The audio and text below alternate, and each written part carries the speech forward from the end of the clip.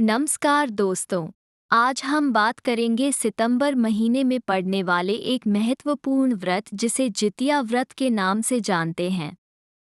जितिया व्रत या जीवित पुत्रिका व्रत एक अत्यंत महत्वपूर्ण व्रत माना जाता है जो आश्विन माह की कृष्ण पक्ष की अष्टमी तिथि पर किया जाता है। इस व्रत को मुख्य रूप से माताएं अपनी संतान की सुरक्षा व स्वास्थ्य की कामना के साथ करती हैं। इस दिन निर्जला उपवास करने का विधान है। ये व्रत छठ पर्व की तरह ही बेहद कठिन होता है। मान्यता है कि इसके प्रताप से संतान पर कभी कष्ट नहीं आता। बच्चे को दीर्घायु का वरदान मिलता है।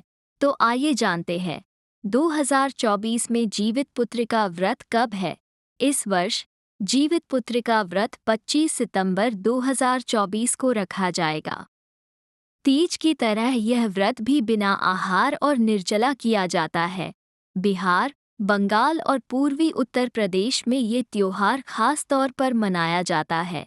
जीवित पुत्रिका व्रत 2024 का शुभ मुहूर्त।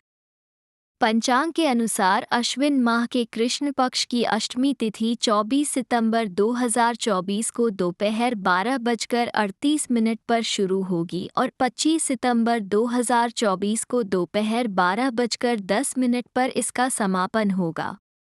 जीवित पुत्रिका व्रत का महत्व जानते हैं। पौराणिक मान्यता है कि इस व्रत को जो भी माँ करती है उसे कभी भी अपनी संतान के वियोग का सामना नहीं करना पड़ता है। उनकी संतान को लंबी उम्र और जीवन भर किसी भी दुख और तकलीफ से सुरक्षा मिलती है। इसमें गंधर्व राजकुमार जीमूतवाहन की पूजा की जाती है। क्या आप जानते हैं कैसे पड़ा इसका नाम जीवित पुत्रिका? महाभारत के युद्ध के समय अपने पिता की मृत्यु के बाद अश्वत्थामा बेहद नाराज हुए। इसी गुस्से में वो पांडवों के शिविर में घुस गए। शिविर के अंदर उस वक्त 5 लोग सो रहे थे। अश्वत्थामा को लगा कि वो लोग पांडव हैं और अपने पिता की मृत्यु का बदला लेने के लिए उन्होंने उन 5 को मार डाला। हालांकि असल में वो द्रौपदी की 5 संतानें थीं।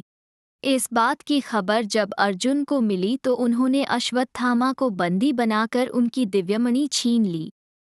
अब अश्वत्थामा के गुस्से की आग और बढ़ चली और उन्होंने बदला लेने के लिए अभिमन्यु की पत्नी उत्तरा के गर्भ में पल रहे बच्चे को उसके गर्भ में ही नष्ट कर दिया।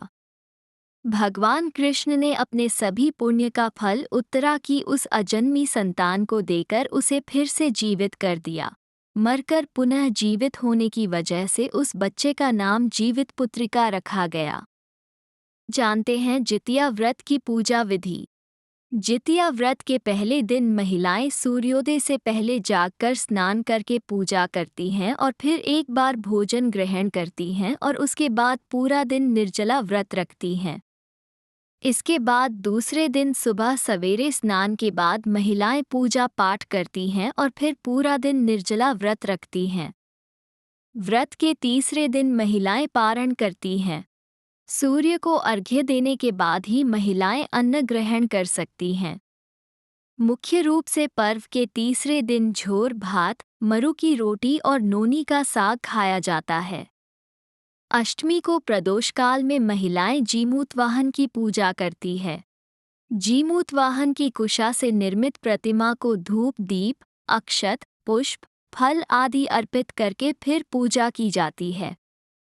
इसके साथ ही मिट्टी और गाय के गोबर से सियारिन और चील की प्रतिमा बनाई जाती है। प्रतिमा बन जाने के बाद उसके माथे पर लाल सिंदूर का टीका लगाया जाता है। पूजन समाप्त होने के बाद जीवित पुत्रिका व्रत की कथा सुनी जाती है। जितिया व्रत करते समय इसकी कथा भी सुनने का महत्व होता है।